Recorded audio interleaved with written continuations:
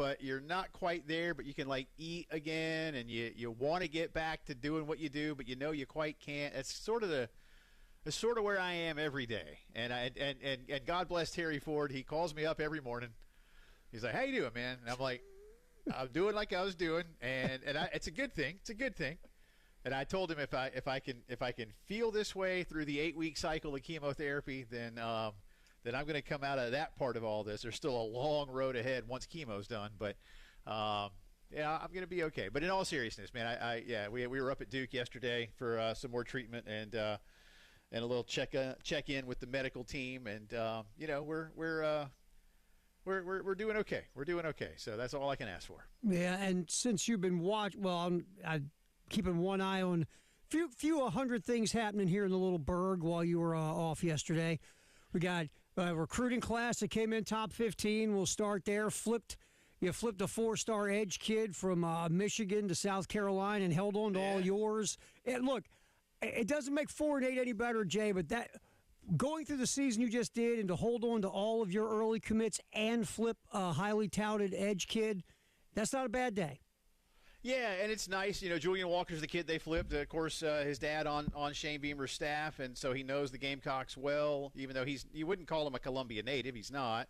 But he did finish his high school football at Dutch Fork and the great program there with Coach Knox. But when you look at this class, Terry, to your point, I've said many times that Shane Beamer has a lot of positive strengths. I don't have any doubt of that. And I have said throughout this disappointing season that I never wavered once in my belief that Shane Beamer needed to return next year. This is not the same type of look, disappointment is disappointment, and a record is a record. I understand those things. Trust me. I've been around Gamecock football for 50 years. But this is not like 2019 and 2020 under Will Muschamp, where this team seemed checked out, disinterested. Sometimes they got their doors blown off. That wasn't happening this year. I know there were a couple of things that got away from you, but by and large, I think we saw a team that remained competitive. We can talk about the Clemson game some more if you want to, and again, I'm not sure what happened there, but to the point I make as I ramble is that Shane can recruit. And if you maybe asked me what Shane's number one strength is, if I said recruiting, that's a little too narrow, Terry, maybe a little too specific. I think it's relationships. I think it's not only the ability to recruit talent, whether it's high school or now portal guys, but to continue to foster a good environment once they're on campus, once they're on the team, the way you can tell that his coaches respect what it is that he wants to do.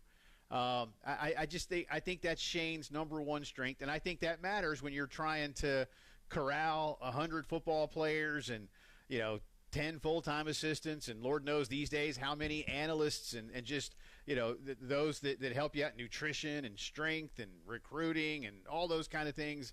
It's a big operation to run, and so to have a top 15 class, to flip Julian on the last couple of days, to make sure that Landon Duckworth did want to remain a Gamecock instead of going to a place where there is genuine excitement. And you and I talked